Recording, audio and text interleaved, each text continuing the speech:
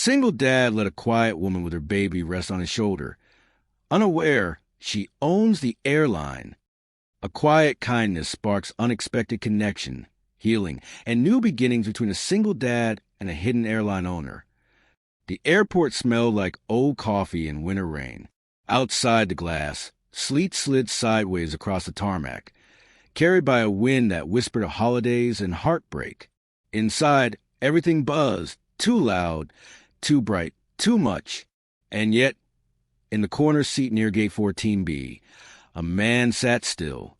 He wore a coat that had seen too many winters and a face that had seen even more. His name was Jacob, but no one called him that out loud anymore, just Daddy, repeated like a prayer by the tiny girl wrapped in pink beside him. She couldn't have been older than 5. Her curls were frizzy from static, and her stuffed fox, faded orange, button-eyed, ears sewn back on a mismatched thread, sat solemnly in her lap like a passenger of its own. She looked up at him and asked the same question she'd asked 4 times that morning. Is Mommy going to be there? Jacob smiled with a kind of softness that cracks around the edges. No, baby, he said gently. Just Grandpa this time. She nodded like she understood, but she didn't. Not really. She only understood that Mommy hadn't been there in a long time, and Daddy always got quiet when she asked. A boarding announcement came on, muffled and half-hearted. The flight was delayed again. Jacob sighed, rubbed his forehead. He glanced at the screen. Snow in Denver. Of course. He pulled out a crumpled sandwich and broke it in half. His daughter offered him the bigger piece. He shook his head. She smiled. These were the moments that held him together. Then she sneezed. He reached into his bag for tissues. And that's when he noticed her. A woman, not far off, younger than him, though weariness made her look older. Her coat was elegant but slept in, clinging to her shoulders like something that had known better days. She rocked gently side to side. A sleeping infant strapped her chest in a soft gray sling. The baby had fallen quiet, head tucked against her heartbeat. But the woman, her eyes were half closed in that fragile place between awareness and collapse. There was an empty seat beside him. 2, actually, and she was looking for one. Their eyes met, just for a breath, and then looked away. But she moved wordlessly and sat 2 seats down, close enough to feel warmth, far enough for dignity. Jacob gave her space. It was what people needed sometimes. But he couldn't help glancing again. She was beautiful, but not in the way magazines print. She was beautiful like dusk, quiet, unsure, slipping away before you realize you're watching something sacred. Her lips were pale from cold. Her fingers clutched the strap of the sling, as if she might fall if she let go. The baby stirred. She rocked slightly, whispering something he couldn't hear. He remembered that stage, nights of no sleep, the hollow ache of being needed and forgotten in the same breath. He unzipped his backpack again and, after some thought, pulled out a sealed juice box and a pack of animal crackers. His daughter looked at him like he'd gone mad. She looks tired, he said softly. The little girl got up and walked over, holding out the juice box like an offering. The woman blinked, looked down, then smiled, a real one this time. Thank you, she said to the girl. The girl pointed at the baby. She's littler than me. Yes, the woman nodded, voice like warm silk. Just a few months. I like your baby, the girl said and skipped back. The woman's shoulders dropped, barely noticeable, but enough for Jacob to see it. A soft surrender to kindness. First flight? He asked after a moment. She shook her head.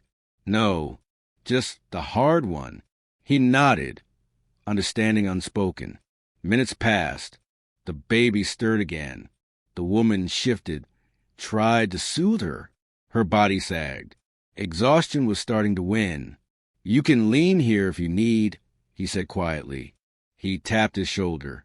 She looked at him, startled. Her lips parted like she might decline. But the look in her eyes said otherwise. I'm fine, she said. But the baby cried once. A sharp, tired cry. Her arms tightened. He nodded. Off for stands.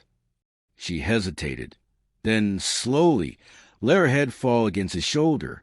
The baby's cries stopped almost immediately. The rhythm of breath, of heartbeat, of warmth was enough. Jacob froze.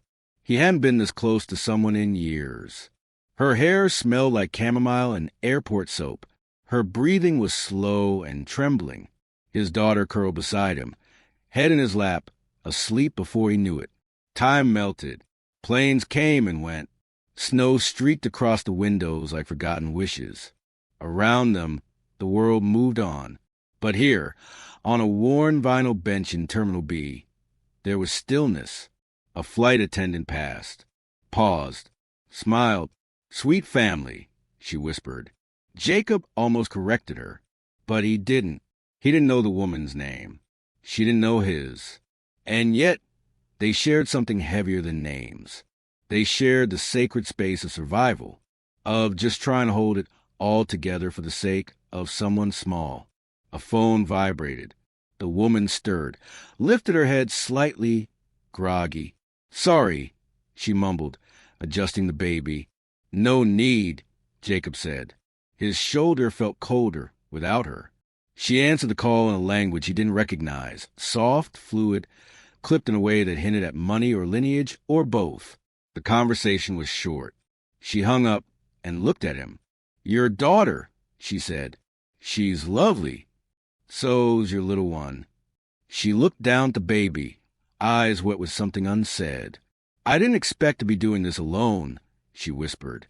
Jacob looked out the window. "Yeah," he said. "Me either." And just like that, silence wove them back together. Not awkward, not empty, just shared. His daughter stirred, then sat up, rubbing her eyes. "Is it time to go?" "Almost," he said. The woman adjusted the sling and stood slowly. The baby didn't wake. She reached into her bag, pulled out something small, wrapped in white tissue, handed it to the girl. "For the fox," she said. "He looks brave." The girl unwrapped it. Inside, a tiny gold button, almost identical to the one sewn onto her stuffed animal's eye. She beamed. The woman looked at Jacob. "Thank you," she said simply, "for letting me rest, for not asking questions." He smiled just barely. "Any time." They boarded not long after. Coincidence or fate put them in the same row. She sat by the window, Jacob in the middle, his daughter at the aisle, her fox safely tucked beside her. The flight was quiet, the kind of quiet only snow and tiredness can make. Halfway through, turbulence shook the plane. His daughter whimpered. He held her hand. The woman instinctively reached out too, just touched the girl's shoulder, calmed her. No words, just warmth. When they landed, she waited at the edge of the crowd. Her driver was late, or maybe she was just stalling. He passed her in baggage claim. She turned, smiled once more. "My name is Elena," she said. "If you ever need anything, just remember that." He nodded. "I'm Jacob." They didn't shake hands. They didn't hug. But something had passed between them. Something soft, sacred, and unfinished. A new announcement rang overhead. She turned, walking toward the glass doors, baby still fast asleep against her chest. Jacob turned back to his daughter, crouched down, zipped her coat. She looked up. "Daddy, will we see her again?" He paused. "Maybe," he said, "if we're lucky." As they walked out into the snow, he reached into his coat and felt something tucked into the pocket, a slip of paper, thin as air. He pulled it out. A boarding pass. First class. One way. No name. Just initials. Yay. No note. Just the gesture. He looked up into the snowfall. Smiled. Sometimes the world gives you nothing but delays, lost luggage, and empty seats. And sometimes, just sometimes, it gives you a place to rest your head, even if just for a flight. The hum of the plane was a lullaby for the lost.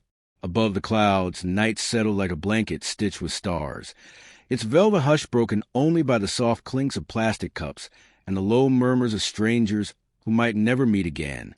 Jacob sat with his shoulders just barely brushing Elena's. She hadn't spoken since they took off.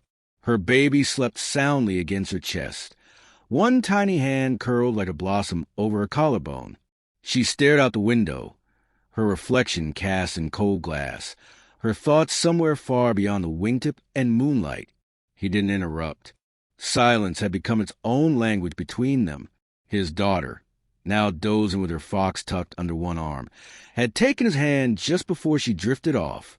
He didn't let go. A flight attendant came by, soft-footed and smiling. "Anything to drink?" she asked in a whisper. Jacob looked at Elena. She blinked, shook her head. "2 apple juices," he said instead. Elena looked over, surprised. He held out the small cup. "It's a ritual," he said. "Always apple juice on flights. She says it makes her brave." Elena took the cup gently, her fingers brushing his. "Bravery in a bottle," she said quietly. "That's lovely." They sipped in silence. He watched the way her thumb ran slowly along the rim, like she was trying to remember something she hadn't tasted since childhood. "You travel often?" he asked softly. Elena gave the smallest nod. "Too often." He waited. She didn't elaborate, but her posture said more than her voice. Shoulders always slightly tense, neck angled just enough to avoid eye contact for too long, like someone who lived between countries and goodbyes. "She's beautiful," he said, glancing at the baby. "She looks peaceful." Elena's eyes softened. "She always sleeps better in the air. Maybe she thinks I'll stop moving." That landed somewhere deep in Jacob's chest. He turned his gaze toward the aisle. "I haven't flown in years," he said. Not since we became just the 2 of us." Elena glanced at his daughter. "She seems happy." "I hope so," Jacob said. "She misses her mom, even if she doesn't say it out loud. Kids remember absence, even if they don't understand it." Elena traced the baby's hairline with the back of her finger. Her father left before she could remember him. "I still carry the shape of him, but she carries the silence." Jacob looked at her. There was a quiet bravery in the way she said it, not bitter, not angry, just tired in the bones. The plane shook gently with a ripple of turbulence. Elena flinched. Jacob moved his hand slowly, resting it near her forearm, not touching, but there, like an anchor. She looked at him and gave the faintest smile. A thank you that didn't need breath to be real. Outside, the stars blurred. The moonlight cast thin silver lines along the edge of her coat. Elena adjusted the baby and unbuttoned her collar slightly. A small, worn necklace fell into view, a tiny gold locket, dull with age. Jacob tilted his head. "Family?"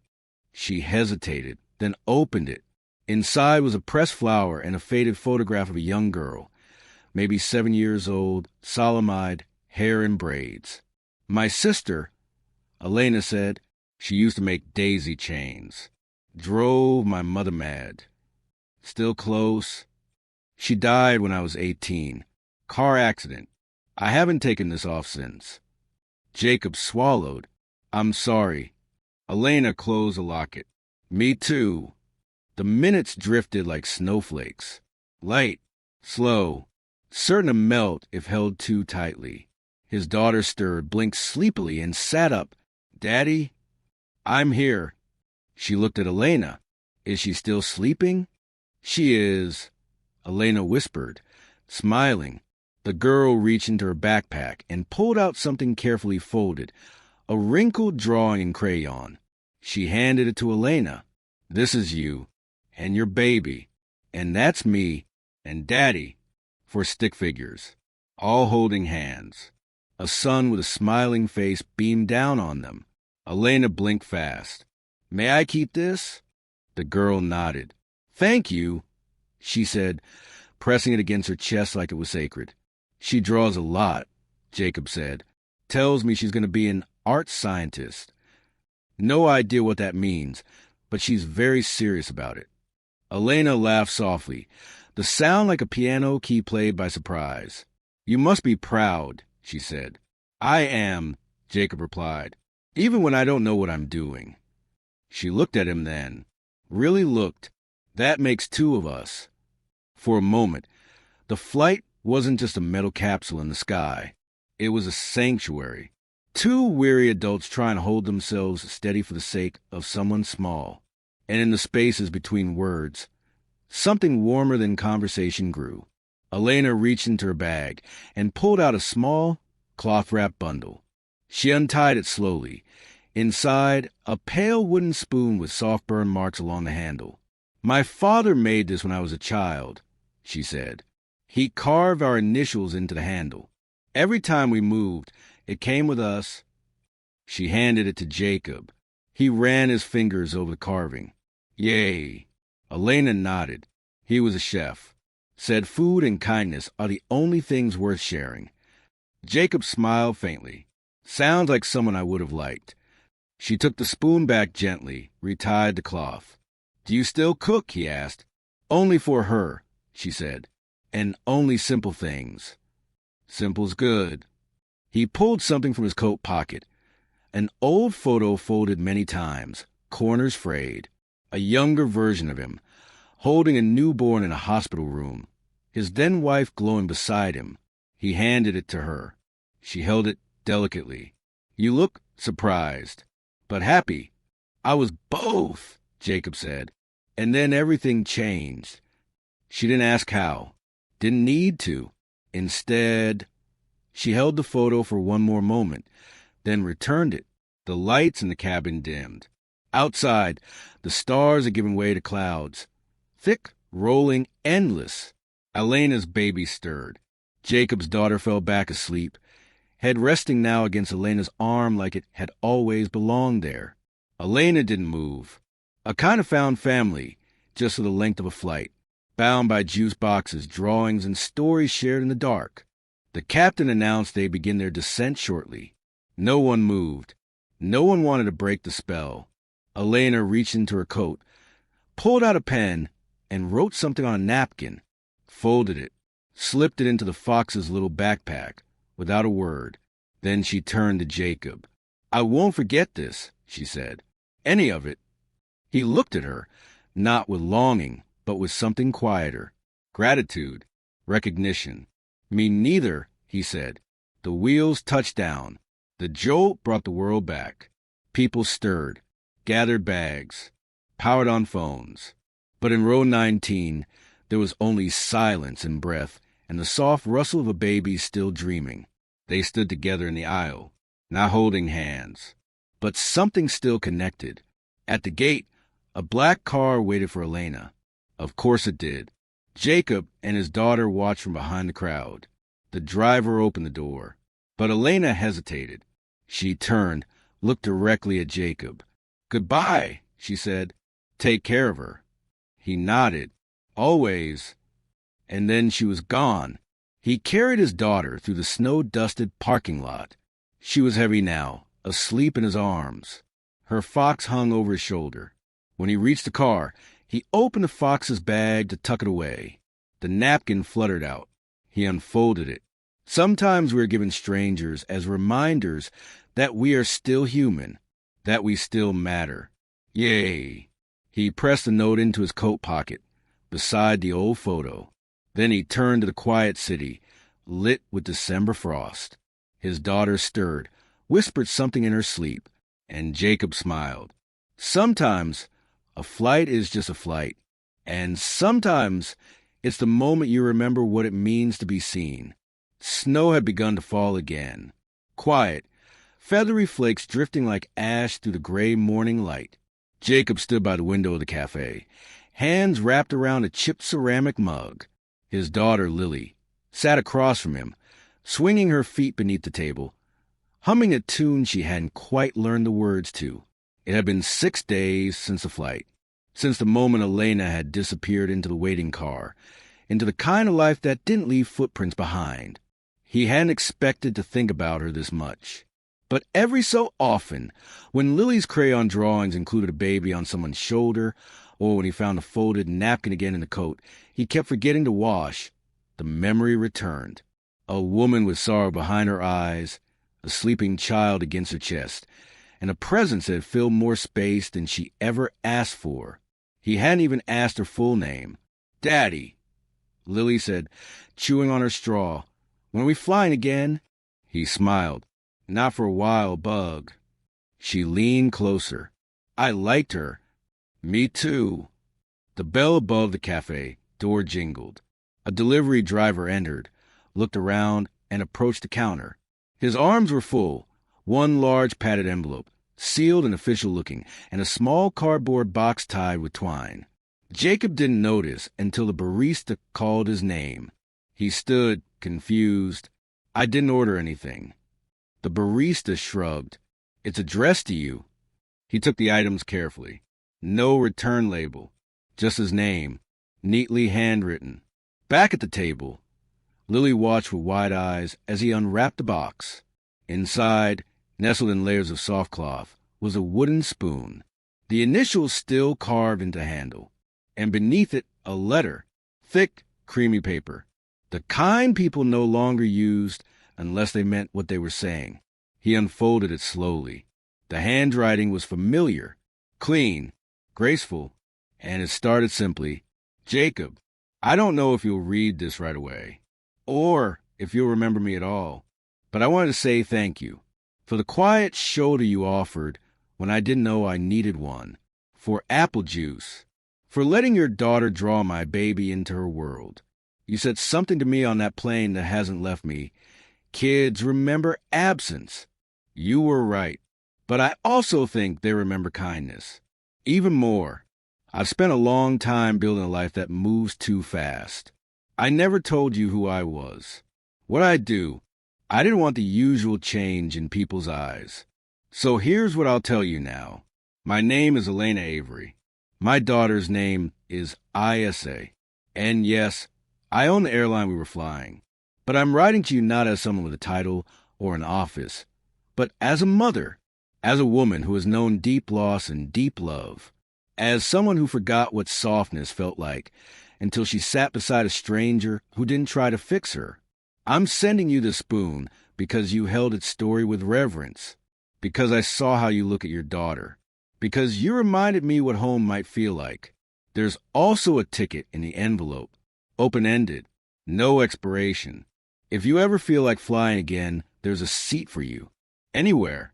But more than that, I hope this finds you in peace. And if not, I hope it brings a little bit of it with it. Elena." Jacob let the letter fall gently into his lap. The cafe faded around him. The sound of steaming milk, of shoes scraping soft on the floor, of spoons clinking in cups, all faded. Only Lily's voice pulled him back. "Is it from her?"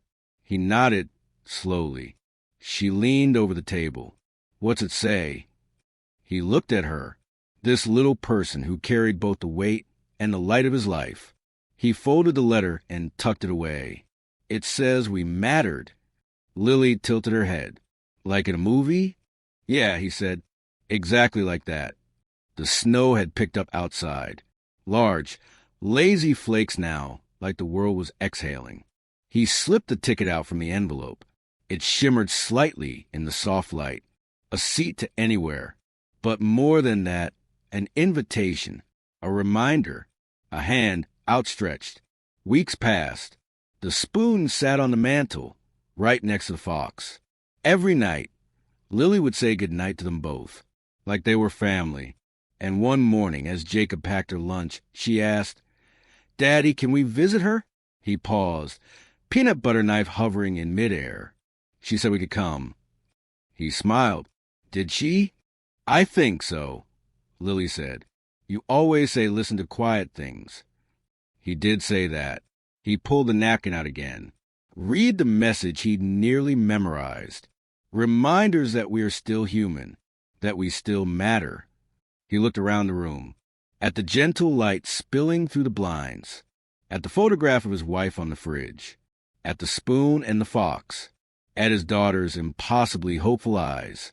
Then he opened the drawer, found the envelope, held the ticket between his fingers like a question, and later that afternoon, he called the number on the back. A soft voice answered. "Avery Aviation, this is Nora." "Hi," he said. I think I was told to call this number.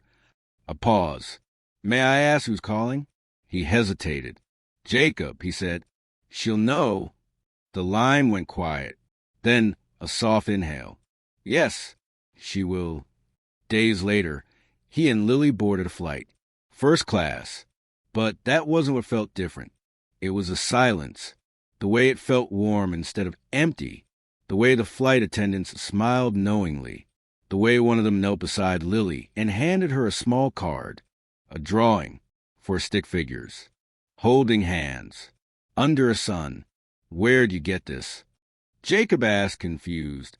She told me to give it to you, the woman said. When I saw your daughter's fox. He turned the card over. Found families find each other.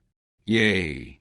They landed in a coastal city framed by soft blue mountains and the scent of salt and pine. A driver met them. The same car, he thought, or maybe it just felt that way. And when they arrived at a quiet home with wide windows and wind chimes, singing in the breeze, Elena stepped out to greet them, not dressed in power or formality, just barefoot, a blanket around her shoulders, ISA on her hip. Hi, she said, her voice quiet. Lily ran to her. And Jacob, he just looked at her. You didn't have to invite us, he said. I didn't, Elena replied. I wanted to. They stood there a while, letting the moment say what words couldn't.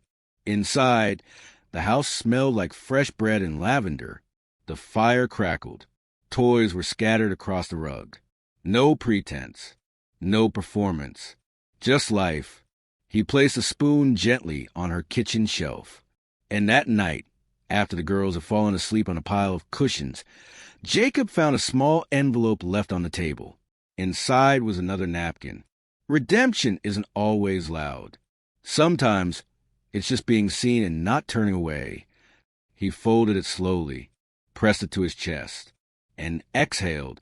The morning mist curled over the hills like breath held too long. Light crept slowly across the sky, delicate as porcelain, brushing gold onto the windows of a house that wasn't grand, but felt like it had been waiting for them. Inside, soft piano played from an old record, the kind with just enough static to feel like memory. And in the kitchen, Elena stood barefoot, stirring oatmeal with one hand, ISA balanced on her hip, murmuring half-syllables into her mother's collarbone. Jacob sat at the table, a steaming mug cup between his palms. His shirt smelled faintly of the lavender soap he'd found in the guest bathroom. His daughter's laughter echoed down the hallway. He couldn't remember the last time he'd heard it sound so light. Outside, the wind moved gently through the trees, not rushing, just passing through. It had been 3 weeks. 3 slow, sacred weeks of settling, not into someone else's life, but into a shared rhythm neither of them had expected to want, a rhythm made of unspoken things. The clink of 2 mugs set side by side each morning, the silence that didn't demand filling, the soft way Elena smiled when she passed by him, brushing crumbs off his shoulder without a word. No declarations, no sudden answers, just time. And time had a strange way of softening everything. Lily had taken to calling ISA Bean. No one knew why, and no one asked. Every evening, the 2 girls would curl up beside the fire, one with a picture book, the other with a bottle, and fall asleep before the last page turned. There was a ritual now. Elena would place a blanket over both of them. Jacob would set the wooden spoon back on its shelf, like returning a prayer to its altar. And every night, before going to bed, he would fold the same napkin and place it in the drawer beneath the tea. They didn't talk about what came next, but maybe they didn't need to. One morning, as they walked down the old trail behind the house, Jacob noticed the mailbox. It sat crooked, half buried in ivy, its flag rusted and motionless. He stopped. Elena! She turned, her scarf trailing behind her like the tail of a bird in flight. I think your mailbox gave up. She looked at it and laughed softly. It's been years. I always meant to fix it. Jacob bent slightly, brushing off the ivy, and opened the rusted door. A single envelope inside. yellowed with age. He pulled it out. No stamp, just a name in faded ink. To the next version of me. Elena took it slowly. I forgot I ever wrote this. She turned it over, breathing in the old paper, then looked at him. Would you read it? Jacob hesitated. You sure? She nodded. He unfolded the paper, his voice low, steady, like a hush falling over the morning. To the next version of me, if you're reading this, it means you're still here. It means you made it through something, maybe not with grace, but with breath. I hope you've stopped apologizing for needing rest. I hope you've let go of the lie that you have to earn gentleness. I hope you found someone who sees you, even in your silence. And if you haven't yet, remember, it only takes one moment to begin again. Even if that begin looks like an open door, a warm shoulder, or a child who calls you Bean. Love, the you who didn't yet believe in second chances. Jacob folded the letter slowly, returned it to her hands like it was made of something sacred. She didn't speak, just pressed the paper to her chest. Then, softly, she said, Would you help me fix the mailbox? He smiled. Yeah, I'd like that. That afternoon, they worked together. Lily passed nails like she was delivering treasure. ISA slept in the sling on Elena's chest. Tiny fingers curled into the fabric of her sweater. The new flag gleamed red against the sky. When they were done, Jacob slipped a note inside. Just a few words. Nothing big. This feels like home. He didn't sign it. He didn't need to. That night, as the fire flickered low, Lily asked the question again. Are we staying? Jacob looked at Elena, and for the first time, she didn't look away. He knelt beside his daughter, brushing a curl from her forehead. We're not leaving yet, he said. That's what matters. Lily nodded, satisfied, and beside her, ISA reached up, half asleep, and grabbed Jacob's thumb with her whole hand. It was the first time she'd done that. No one said anything. The moment didn't need words. In the days that followed, the rhythm deepened. They planted wildflowers along the edge of the porch. Elena taught Lily how to fold paper cranes. Jacob fixed a squeaky door hinge just because it gave him something to offer. They didn't fall in love like movies show you. They grew toward each other, like trees leaning in slowly across seasons. And on the first morning of spring, a letter arrived, not from far away, from the old mailbox, addressed simply to all of us. They sat on the porch together, one girl on each lap, the air warm enough now to smell of new grass and cedar. Elena unfolded the paper. Inside was a drawing, 4 figures, a fox, a spoon, a small house with stars above it, and beneath it, in careful letters, we are not broken things. We are becoming. They looked at each other and said nothing, just leaned in, just breathed. If this story touched you, subscribe or share where you're watching from. These stories matter.